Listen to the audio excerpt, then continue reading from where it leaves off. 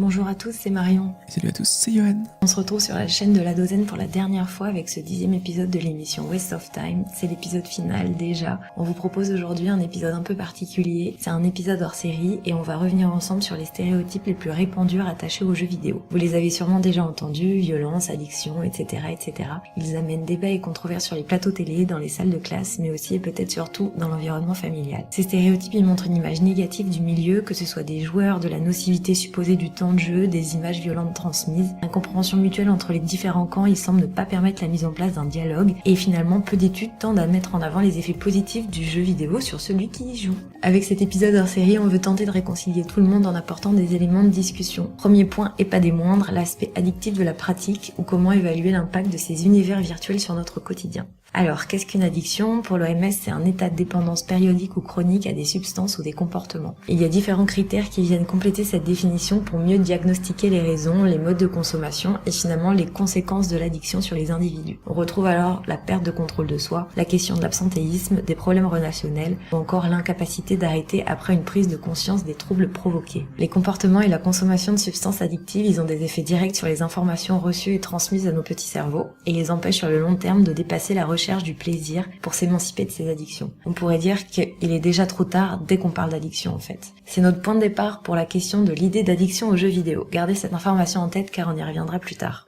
Si les addictions les plus répandues concernent le tabac et l'alcool, il en existe de nombreuses autres, le cannabis, les drogues de synthèse, le sucre par exemple, on l'oublie aussi souvent, et si on s'éloigne un peu des substances, on parlera de sport, de jeux d'argent, de sexe, d'écran. Chacune s'inscrit dans un contexte, on pourrait dire profil socio-économique ou psychologique par exemple, particulier, et ils diffèrent dans leur degré de dépendance psychique, physique et leur tolérance, c'est-à-dire l'accoutumance. On est tous uniques et c'est pour ça qu'il est important d'être attentif à nos propres pratiques et usages.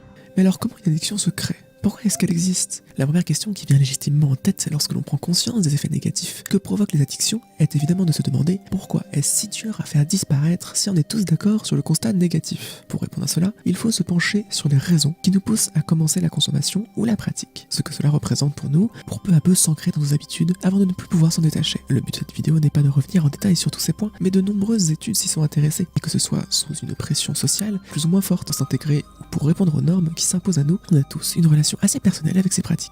Il est ainsi important de se questionner, autant de façon individuelle que collective, pour contrôler ces moments et éviter qu'un jour, ce soit eux qui nous contrôlent jusqu'à nous détruire, si je puis simplifier ça ainsi. Et pour ce faire, il faut être au courant de ce qui nous rend addicts, et dans quelle mesure à chaque fois. Nous ne sommes pas là pour vous faire la morale ou vous restreindre, mais au contraire, que vous puissiez reprendre le contrôle. En effet, si toutes ces possibilités addictives sont à votre portée, c'est bien la résultante d'une rentabilité pour certains à les vendre, à les utiliser. Cela n'est pas anodin et pourtant tellement banalisé de remarquer l'utilisation de sciences comme la captologie ou l'utilisation de certaines mécaniques addictives, que ce soit dans des produits ou dans des services. Ainsi, il est important de bien observer chaque pratique, chaque produit, chaque service, pour identifier ses mécanismes propres, comprendre le contexte d'utilisation et ce qui nous pousse à le consommer plus ou moins, pour mieux comprendre ce que l'on pourra mettre en place pour se prémunir des effets négatifs. Déconstruire les stéréotypes liés au milieu vidéoludique, c'est comprendre les enjeux posés par ce dernier dans nos sociétés, notamment comment il se définit et il est défini comme problématique. Pour cela, quoi de mieux qu'un exemple ? Regardons ce que disait Donald Trump en août 2019 suite à 2 tueries en milieu scolaire aux États-Unis.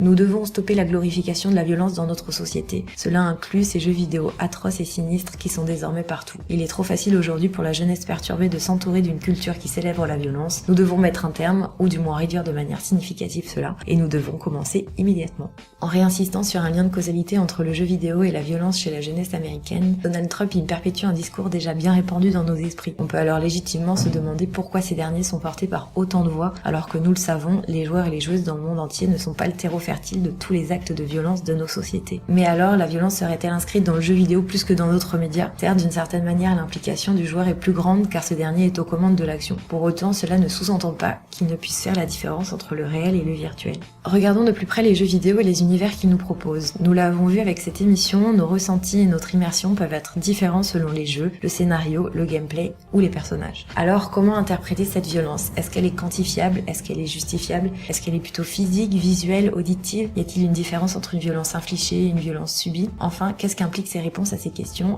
Et ça semble pas si évident. En ce sens, un système d'évaluation des jeux vidéo a été créé pour aider les consommateurs à s'informer de chaque type de jeu. Il indique notamment des limitations d'âge associées à ces risques potentiels. Il nous semble important de préciser que la classification PEGI reste indicative et n'est pas toujours respectée. Sur Fortnite par exemple, ou sur Call of Duty, où on voit beaucoup de jeunes jouer. Certaines productions sont évidemment conscientes de la catégorie d'âge de leur audience, jusqu'à parfois proposer des jouets pour enfants à l'effigie des soldats d'Activision. Alors, dans ce cas-là, à qui incombe la responsabilité de protéger la jeunesse? Certains pays ont notamment refusé la sortie de jeux vidéo dits violents sur leur territoire, et pour un autre exemple, la Belgique a interdit le système de microtransactions dans le jeu Star Wars Battlefront 2.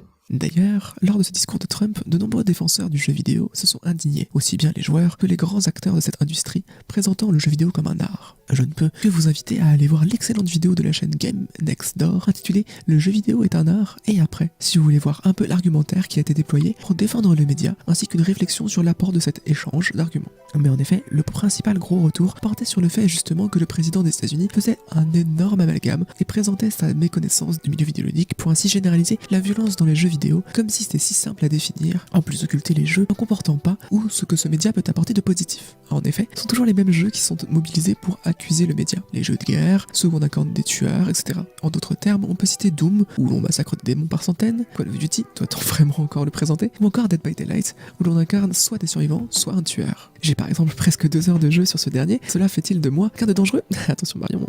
Et cette position extrême a emmené tous les défenseurs du jeu vidéo à prendre en exemple tous les jeux les plus poétiques du média. C'est d'ailleurs un peu ce que l'on a choisi de faire dans la sélection des épisodes de Waste of Time, dans un souci de faire court et efficace.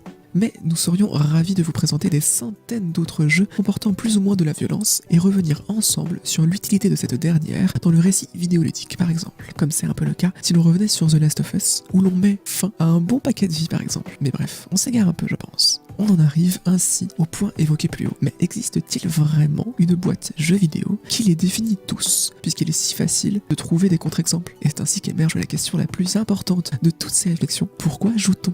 Qu'est-ce que cela représente pour nous? Comment utilise-t-on le jeu? Nous reviendrons sur ces questions en apportant des éléments de réponse et de réflexion un tout petit peu plus tard. Cela me paraît le moment idéal pour revenir sur cette idée d'addiction. Cette fois-ci en s'attardant sur ce que nous en dit l'OMS, l'Organisme mondial pour la santé. En juin 2019, officiellement, était reconnu par cet organisme le trouble du jeu vidéo dans la catégorie addiction. Je cite. Le trouble du jeu vidéo est défini comme un comportement lié à la pratique des jeux vidéo ou des jeux numériques qui se caractérise par une perte de contrôle sur le jeu, une priorité accrue accordée au jeu au point que celui-ci prenne le pas sur d'autres centres d'intérêt et activités quotidiennes et par la poursuite ou la pratique croissante du jeu en dépit des répercussions dommageables. Pour que ce trouble soit diagnostiqué en tant que tel, le comportement doit être d'une sévérité suffisante pour entraîner une altération non négligeable des activités personnelles, familiales, sociales, éducatives, professionnelles ou d'autres domaines importants et en principe se manifester clairement sur une période d'au moins 12 mois. De plus, l'OMS précise que les études montrent que les troubles du jeu vidéo ne touchent qu'une partie de personnes qui utilisent des jeux numériques ou des jeux vidéo. Néanmoins, tout joueur doit être attentif au temps passé sur les jeux, en particulier si ses activités quotidiennes en pâtissent, ainsi qu'à tout changement physique ou psychologique sur le plan social et celui de sa santé qui pourrait être attribué à un comportement de jeu. On retrouve dans cette définition quelques similitudes avec ce que l'on a pu définir sur les addictions en début de vidéo. Après, on remarque qu'on revient aussi à la difficulté de parler des jeux vidéo comme un groupe homogène, tant les effets sur nous peuvent varier d'une situation à l'autre. Ainsi, on ne peut pas comparer en tant que tel un joueur de Call of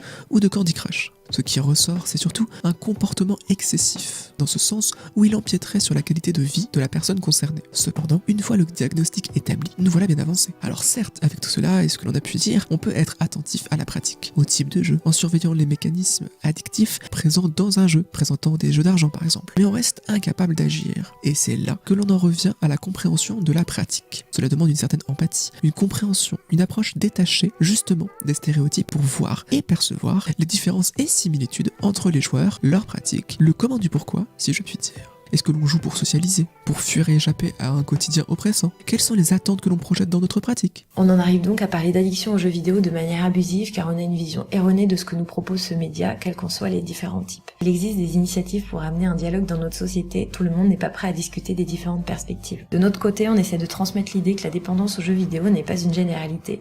On serait loin de l'angoisse de ne plus jouer ou de ne plus pouvoir jouer, mais plutôt d'un vide que ça représenterait pour le joueur. On se demande alors, si le jeu est là lorsqu'on est disponible, pourquoi est-on aussi disponible pour lui? Et comment juger ou quantifier l'engagement du joueur? Quand est-ce qu'il devient abusif par exemple? Le discours selon lequel le jeu vidéo rend addict, violent ou toute autre chose semble alors contre-productif. Comme l'évoque le vidéaste, un drop dans la mare dans la vidéo pirater c'est voler.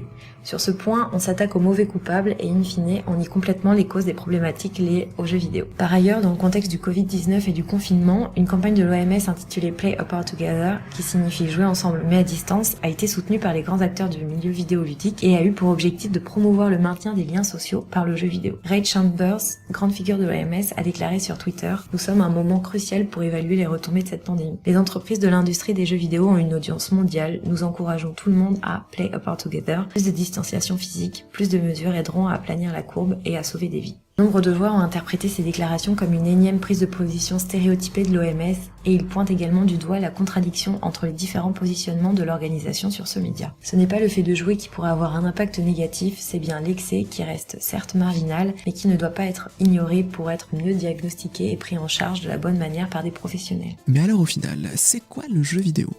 Un média? Un art? Une source d'addiction? Une industrie? Qu'est-ce qui le rend unique? Et oui, là encore une fois, nous conseillons une vidéo. Celle-ci est déjà bien assez chargée. Vous avez dû le remarquer. Allez jeter un œil ou plutôt une oreille attentive à la vidéo. Y a-t-il des auteurs de jeux vidéo réalisés par Game Next Door? Encore une fois. Ils reviennent sur les différents types de production des jeux, se posent la question si cela relève de la production ou de la création et comparent les grosses productions dites AAA aux jeux indépendants. De plus, beaucoup de jeux vont chercher à s'inspirer d'autres médias et ainsi travailler les angles de vue ou développer un scénario profond par exemple. Et ce qui caractérise le plus les jeux vidéo en tant que tels, c'est l'implication de la personne qui joue. C'est un des seuls médias à nous rendre aussi actifs, qui nous implique dans son histoire. Et cela joue donc évidemment sur à quel point ils seront capables de nous marquer, de nous transporter dans d'autres univers, de nous faire ressentir une grande palette d'émotions ou encore de s'ancrer profondément dans nos représentations du monde. Et c'est là une vision néophyte extérieure pourra y voir le risque de perdre le pied avec la réalité. Mais est-ce qu'il ne nous transporte pas autant que si l'on regardait un film, une série ou qu'on lisait un livre? Il nous donne juste plus ou moins de liberté dans nos mouvements, mais il existe beaucoup de jeux aux histoires linéaires par exemple, que certains vont qualifier de walking simulator, ou les caricaturer comme des films. Où les jeux ne peuvent a priori pas être addictifs, certains semblent néanmoins plus à risque que d'autres. Si vous êtes étranger au milieu vidéoludique, on va s'attarder plus précisément sur ce point pour vous donner quelques clés pour rester maître du jeu. Premièrement, vérifiez les pictogrammes sur la jaquette du jeu, comme on a évoqué avec la classification PEGI par exemple. Sentez-vous libre également de tester, de vérifier des avis, de regarder des gameplays pour refaire une idée du jeu. N'oubliez pas que rien n'est gratuit, achats, récompenses aléatoires, ce sont des mécaniques pour vous faire revenir encore et encore. Là encore, cela dépendra du jeu. Achetez du cosmétique dans Dead by Daylight, des cartes dans Hearthstone ou des clés aléatoires dans Apex Legends ou Overwatch n'impliquent pas les mêmes choses. Enfin, dernier conseil, restez ouvert sur ce que peut vous apporter un jeu vidéo. Ne restez pas sur un avis négatif. C'est d'ailleurs un peu le but de cette première saison de Waste of Time. Vous montrer que vous pouvez utiliser ce média comme un outil et de différentes manières avec un peu d'imagination. On arrive presque à la fin de la vidéo, mais avant cela, il nous semblait important de dire que, comme dans toutes les autres productions, le jeu vidéo est un reflet de nos sociétés. Il n'est pas parfait, mais chacun peut y trouver son bonheur. Les productions dites AAA avec beaucoup de moyens qui plaisent au plus grand nombre et qui en mettent plein la vue, ou des studios plus indépendants qui, plus ils s'écartent du marché, plus la vision de leur créateur peut s'épanouir. Comme le cinéma, la musique, l'art, ils s'inspirent du monde qui nous entoure pour parler de violence, de sexisme et de plein d'autres choses. Ils peuvent même arriver à les incarner. Si certaines de ces œuvres peuvent être polémiques, il n'en reste que le plus important est de garder le dialogue ouvert pour comprendre les positions de chacun, que ce soit ceux qui produisent ou ceux qui consomment. On vous conseille notamment d'aller voir la vidéo Arrêtez de mélanger le jeu avec la politique de Game Next Door pour réfléchir un peu plus sur le sujet. Enfin, si je voulais vous prouver que l'on peut réellement tirer beaucoup de positifs de l'utilisation de jeux vidéo, je prendrais son utilisation comme un véritable outil pédagogique. De plus en plus d'enseignants ou de parents l'utilisent d'ailleurs déjà. Ainsi, un God of War ou un Age of Empires offre la possibilité de développer et d'entretenir un goût des joueurs et joueuses pour la mythologie ou l'histoire. Vous pouvez même retrouver de vraies leçons d'histoire, comme avec Assassin's Creed Discovery Tour, portant sur l'Égypte ou la Grèce antique. Un enseignant a même déjà pu utiliser le jeu Tropico, par exemple, pour compléter son cours sur la guerre froide, pour que ses élèves fassent l'expérience de cette période historique, après, bien évidemment, l'avoir étudié en détail. Mais même si les jeux sont plus ou moins axés sur certains buts pédagogiques, transmettent une vision politique, plus ou moins revendiquée, ils abordent tous, d'une façon ou d'une autre, une facette de nos sociétés. Ils mériteraient donc tous, ou presque, que l'on s'y attarde, et c'est un peu le projet de Waste of Time. Le but de cette vidéo n'est pas tant de défendre le jeu vidéo envers et contre tout, mais plutôt d'en dédiaboliser les stéréotypes les plus ancrés. Il y a de plus en plus de joueurs et de joueuses dans le monde, et il suffit de prendre le temps d'observer leurs pratiques d'un peu plus près pour remarquer que les usages sont différents et propres à chacun. Il existe des règles simples à adopter pour éviter les abus en tout genre. Nous, ce qu'on vous dit, c'est de rester ouvert d'esprit et curieux, et qui sait, vous prendrez peut-être goût à tout ce que cet univers a à vous offrir. Avant de conclure vite fait, j'aimerais vous présenter et vous renvoyer vers divers autres vidéastes que j'ai pu déjà citer ou non dans cette série ou dans cette vidéo. France Inter avec la photo jeu vidéo évidemment, la chaîne YouTube de Olbius et ses vidéos Deeper Blue notamment, l'excellente chaîne de Pseudoless, Un drop dans la mare, Game Next Door, et si on s'éloigne un tout petit peu des jeux vidéo, peut-être la chaîne DataGull. Il y en aurait des centaines d'autres évidemment, mais bon, je ne les connais pas toutes, et deux, vous n'avez pas forcément tout le temps, et là je vous avais déjà bien à faire. Un énorme merci d'avoir suivi cette vidéo. On a conscience qu'elle constitue un gros morceau, mais elle nous semblait extrêmement importante dans la démarche que l'on a entrepris avec West of Time. C'est ainsi avec cette 10e vidéo que se finit la saison 1 de West of Time. On espère que cela vous aura plu et on se donnera sûrement rendez-vous pour une saison 2. Clin d'œil, clin d'œil.